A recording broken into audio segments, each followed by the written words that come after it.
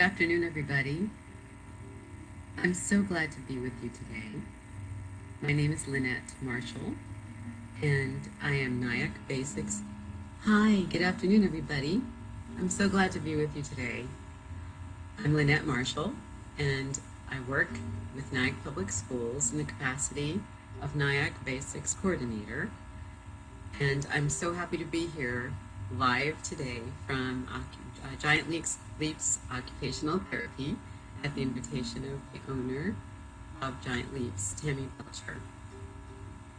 The work that Tammy has done for her career as an occupational therapist extraordinaire, and the work that we share and the goals that we share in common of treating and reaching and educating and empowering children when they are so young and so ready to absorb all they need to be empowered for life is why I'm such a big fan of Tammy and her therapists and the work that they do in and through Giant Leaps. It is a delight and an honor to be alongside of professionals such as these amazing therapists. So this is session 2 of 5 sessions that are based upon, again, being able to reach into the development and the readiness and preparing each child from birth for their life, for learning, for play, for exploration, for success. And so being able to come to you and talk about basics and what it is that basics represent is something that is a joy and it's a delight for me to be here today. So basics is about the imperative nature of engagement with children from the time they're born, especially for the first 3 years of their lives, when 80% of brain development is being put in place. And all future learning, all future development is based upon that foundation for the rest of their lives, and being able to equip them for their lives from the cradle to their career is what basics is about. And again, why I love partnering with Tammy and her therapists on preparing children to be strong, to be capable for the rest of their lives because of what happens in their lives when they're very young. Basics is based upon 5 principles for early engagement. The first principle that we spoke about last week is the foundation for everything, which is to maximize love and manage stress. That's basics principle number 1. Principle number 2 that we're going to talk about today is to talk, sing, and point. Principle number 3 is to count, group, and compare. Principle 4 is to explore through exploration and play. And number 5 is to read and discuss stories. These are all the 5 basics principles, and today we're going to explore principle number 2, which is to talk, sing, and point. So why do we talk? Why do we sing? Why do we point? It's all about communication. The fact that we all start as babies is a great thing because it means that we all have exactly the same experience in the beginning of our lives. The fact that babies begin by doing what to communicate? Crying is a thing they do because it means that they need us. They need to be fed, they need to be loved, they need to be changed, they need sleep, they need to be sheltered. So crying is a very effective way that babies begin to communicate. They do lots of cute things like cooing and smiling, and they gain our attention and they gain our hearts because of everything that they're able to do in order to communicate and to establish that they are presenting to us that they need something. They need us primarily, but they need something else at the moment, and we hope that we can figure out what it is that they need because they haven't acquired language yet. It is amazing to me that every single baby born, every single human baby is born with the capacity to produce language. And that product, when language is being acquired and produced, depends upon the preliminary language spoken around each child. So that's an amazing, amazing fact to me.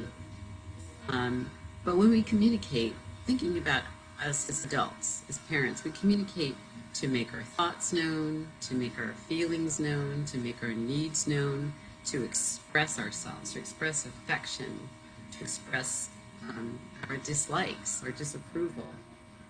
All of those things is what communication is meant to do. And it connects us. Communication bonds us together as people, as families. This is what we want for our children. We want to establish that they are effective communicators from the time they're able to begin to communicate with us, especially when they're able to build words and language.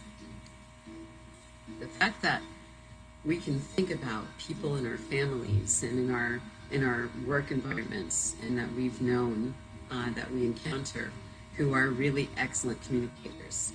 And we can think of those that maybe are not as effective as others in communicating. We want all of our children to be able to communicate well and to be able to do so first and foremost in our families, because that's where they establish their sense of themselves, of their environment, and how they interact with other people who are closest to them. As you move through your day with your babies, from the time they're born, even before they're born, they can hear us speaking, they can hear music, they can hear interaction from the time that, when their ears first are able to hear before they're born. So when we can move through the day and narrate life around our babies, around our children, it's something that is interesting to them. It's something that they are wired for. They're wired for communication and to acquire language. And they love to be in that context of our families, of relationships, of give and take, exchange. When there's something that a baby says, even before they are able to actually speak words, a baby begins to talk to you in their baby language. And we can respond back to them in real language. Regardless of what language we speak at home with our families, we can really affirm that they're speaking to us, and we can speak back to them, even though we don't know what it is they're trying to say to us. They might not fully understand what they're saying, what we're saying to them, but it is that engagement and that back and forth that is so effective in establishing communication and building that skill. When we hear a child, when they're able to say the word car, when they see a car, we can say, yes, that's a car. And then we can elaborate. We'd say, that's a red car. That red car is going very fast. It's a big red car. Because that builds vocabulary, that builds engagement. When we talk to our babies and children, we want to talk to them with the expectation they're going to speak back to us. That this huge building of language and communication is something that is going to be something that carries them into their lives outside of our families. I'll never forget an opportunity that I had with one of my 2-year-olds when I was teaching as an early childhood educator. One of my 2-year-old girls one day came at the beginning of the school year in September, and she came to school the first week of school, and she said, Miss Lynette, I have to go to the bathroom. And I said, okay, let's go to the bathroom. So as we walked down the hall, this 2-year-old in September of her 2-year-old year looked up at me and she asked a question, Miss Lynette, why do people go to school? A 2-year-old who asks a question like that. And I looked at her and I said, her name was Ellie, and I said, Ellie, that is such a great question. And then we had a conversation about why people go to school. That's one example of the kind of interaction that 2-year-olds are capable of. Being able to expose them to, first of all, the fact that we care about what they think, We want to know what they think and what they have to say and what their questions are. We want them to be inquisitive. We want them to interact with us on that level. So that's just an example that always comes to mind regarding that moment and early in that child's life when she was 2. Children listen closely to everything that we're saying. They are tuned in to our communication as adults in their lives, as the people surrounding them when they are their very youngest. They are listening even when we don't think they're listening. They watch our facial expressions. They listen to our tone. They are intricately attached to everything that's happening when we communicate. Those that are older siblings, parents, grandparents, others in the home setting. So we have to be really deliberate about how we communicate with each other, because we're setting the tone. We are modeling communication for our babies and our young children. Talking is essential, and it's regardless of the language that we use at home, and communicating is essential. There is sign language, is another way to communicate. There are various languages spoken around the world. The fact that we have a community, that we live in a community that is linguistically rich, where other languages are spoken, where even in the school environment, children know that it's not just English that is spoken here. There are so many other people from all over the world, and so many different languages are spoken. I love to be able to add to that richness by telling parents that it is important for them to preserve their native language. Es muy importante que guarden los padres el idioma que hablan en casa, porque todos los niños van a aprender inglés. All the children that we have in our community, in our towns, in our villages, are going to learn English because that's the primary language spoken. But the fact that we have so many Spanish speakers, we have French speakers, we have Creole speakers, we have Russian and Italian, we have so many. We have Hebrew and we have Yiddish, and we have all kinds of other languages that are spoken around us. So we can preserve those languages because children, when they're very young, their elasticity in their brains are just receptive. They're ready to learn, they're ready to develop and grow and speak different languages. But the fact that we have the opportunity to speak to children in the language that is primarily spoken at home is something that is a wonderful, wonderful thing. I want to introduce you to my baby, Sophie. And Sophie, like all children and grown-ups as well, she loves to be read to. And I'd like to read a book to Sophie and to all of you today. And this book is called ¿Dónde está Spot? Where is Spot? There's something that happens when we read to children. It's one thing, a beautiful thing, to show them the pictures and to turn the pages and engage with them. But there's something else that comes with pointing to pictures and pointing to words when we're reading to children. It enhances the whole experience because it helps them to zoom in on what it is we're showing them.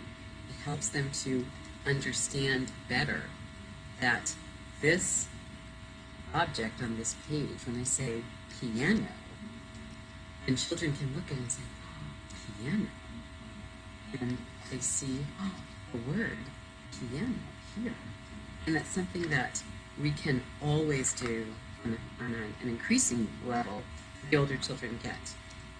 So when I read stories to Sophie, and I say, Sophie, do you see Spot? Where is Spot? What is Spot? Here is Spot. Is Spot a dog? Yes, Spot is a dog. And Spot's mom is looking for him. And he says, vaya con Spot. No ha probado su cena. ¿Dónde podrá estar? That Spot, he hasn't eaten his dinner. Where could Spot be, Sophie? ¿Estará detrás de la puerta? Can he be behind the door? Let's see if Spot is behind the door. Here's the door. And Spot's mom is looking for him. Is that Spot? No, that's not Spot. It's the bear. Es el oso.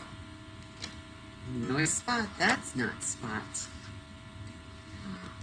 ¿Estará dentro del reloj? Can Spot be inside the clock, Sophie? Where's the clock? What does the clock say? Tick tock, tick tock. That's right. Who is it? That's not Spot. Who is it, Sophie? You're right. It's a snake. What does a snake say? The snake says, no, it's not Spot. No es Spot. ¿Estará dentro del piano? Is Spot inside the piano? Let's look. Is that Spot? No, that's not Spot. That's his friend, the hippopotamus. He's not in the piano. No está en el piano. ¿Estará debajo de la escalera? Is he under the stairs? Let's see. No, that's not Spot. Who is that, Sophie? That's the lion. What does the lion say? Roar. What does Spot say? That's right. That's not Spot. Eso no es Spot. ¿Estará en el armario? Do you think he's in the closet? Let's see. No, no es Spot. Who is that? Is that his friend the monkey? Es el mono, su amigo el mono. What does the monkey say? ¿Qué dice el mono? Oh my goodness. What is he eating? What is the monkey eating? ¿Qué está comiendo? Un plátano. A los monos les gustan los plátanos. Monkeys like bananas. But that's not Spot. ¿Estará debajo de la cama? Is he under the bed? No. Who is that? What color is he? He's green. Oh, and he has big, sharp teeth. What is that? Es un cocodrillo. That's a crocodile. That's not Spot. ¿Estará en el baúl? Is he in the trunk? Let's see, Sophie, who's in there? Oh, what are those? Are those penguins? ¿Qué son estos? Son pingüinos. ¿Cuántos? How many penguins? Uno, dos, tres. Tres pingüinos. No son Spot los pingüinos. No son un perro, son pingüinos. Aquí está Spot. Aquí debajo de la alfombra. Here's Spot under the rug. Oh, Sophie, what is that? Is that Spot? Is Spot debajo de la alfombra? No, that's not Spot. What is that? That's a turtle. Es una tortuga. That tortuga, that turtle is green. También es verde como el cocodrilo. Pero es una tortuga, pero no es Spot. ¿Dónde está Spot, Sophie? ¿Qué es esto? ¿Qué es esto? Ahí está Spot. Su madre lo encontró. His mother found him in the basket. Buen chico, Spot. Good boy, Spot. And ahora puede comer, puede cenar. He can have his dinner. El fin, the end. Thank you for reading for me, Sophie. With me, Sophie. So, being able to talk and point is an incredible combination. Then there's singing. Babies and young children love to be sung to. They are our most attentive, appreciative audience ever. Keep in mind, moms and dads, caregivers of all ages, everyone can sing. No, everyone is not Pavarotti. Everyone is not Adele or Aretha Franklin. But everyone can sing, because when we sing from our hearts to our babies, to our young children, they are glued to our performance, however good or not so great we think we are. So sing about everything to your babies and your young children. When we sing to them, they are so engaged and so interested in rhythm and in the difference in the beat and in notes and in the musical content, whether it's twinkle, twinkle, little star, how I wonder what you are.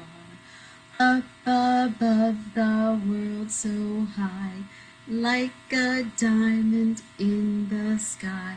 Twinkle, twinkle, little star, how I wonder what you are. Yay! Babies and children love to sing, to be sung to. We can even sing about things that we want to engage them in that might not otherwise be so interesting, like cleanup time. Instead of saying, okay, it's time to pick up your toys, come on, let's go, clean up your toys, we can sing, clean up, everybody, everywhere, clean up, everybody, do your share. Look, Sophie's helping clean up our books. When children hear singing, they are absolutely engaged, and they love to be able to learn to sing back with us and join in our songs. So pointing helps children focus in. It helps them establish the fact that there's a connection between objects and words. Being able to point to objects that we're speaking about helps children focus and to zoom in on what it is we're speaking about. Be sure to model all of these especially important life skills that we want to establish for our children to be strong communicators. Bonding, building language and communication, giving babies and young children the awareness that you care about what they say, what they think, and you expect them to express to you what they say, what they need, what they like, what they dislike, so that they can learn to be effective, strong, confident communicators. And we're building critical skills for life. As an added example of what I'm talking about today, there's an amazing YouTube video. If you go on YouTube and you search video of dad talking to baby, there's an incredible video that I can't watch enough because it's about the back and forth, give and take, the engagement that happens with babies and young children when we are talking to them, and even when they don't really fully understand what we are saying, but they're learning, they're making those associations. And when we don't know what their baby talk represents, but we know that they're engaged, we see their faces, we see their expressions, we see that they're right here with us because they know that we are communicating with them, we are reaching into their lives and they're reaching back to us. It's a great moment to look at that video. And when we look at it, it's more than just a feel-good viral video. It really does show the amazing impact that interactions with babies has. And it's critical to their brain development, especially when they're 0 to 3, laying that foundation for life, but then we see them as communicators. I hope you'll tune in again next Monday for session 3. Next week we'll be talking about count, group, and compare, building early numeracy, and helping every child to know that they're a math boy and a math girl, capable of doing math and of manipulating math in their worlds because their brains are ready for it from birth. I'm so thrilled to spend this time with you. Thank you for choosing to be with us today with Sophie and with me. Thank you for, again, this opportunity, Tammy, and Giant Leagues Occupational Therapy, for this chance to be with all of you today. Until next week, I hope that you will be well, that you will be loved, and that you will love well. Take care. Hope to see you soon. Bye-bye.